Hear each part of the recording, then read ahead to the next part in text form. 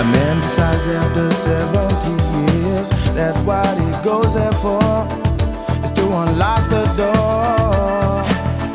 While those around him criticize and sleep.